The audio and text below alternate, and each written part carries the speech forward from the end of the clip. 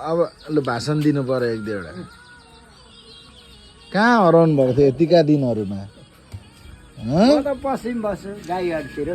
गाईघाटतिर तपाईँलाई त म बिर्ताउडतिर देख्थेँ त घरि बिरिङको पुलतिर हिँड्दै गरेको देख्थेँ हिँड्छु म त मलाई अब शरीर ठिक छैन खान्छु खाएपछि पचाउने कुरो चाहिँ हिँड्नु पर्छ भन्छ डक्टरले खाए हिँड्यो रक्सी नै सबै थोक र गयो एकदम गयो 20 को ल्याउलो बहिनी भनेर हानो चल्थ्यो त्यहाँबाट फेरि त्यसले टेम्पर दिनु छोड्छ नि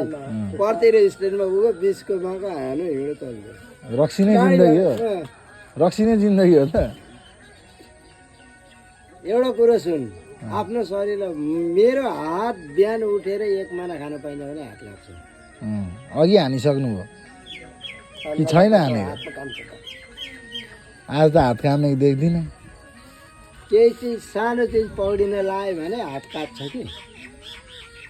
अनि ठिक्क खानुपर्छ आफूले लागेपछि अब लागो बाटो त्यो मलाई गाडी भाडा के तिर्ने आफ्नो त हिँड आफ्नो पनि शरीरको एक्सर्साइज भनेपछि गाडी भाडा जोगाउनलाई हिँड्नु पर्यो हिँड्नु पर्यो भनेपछि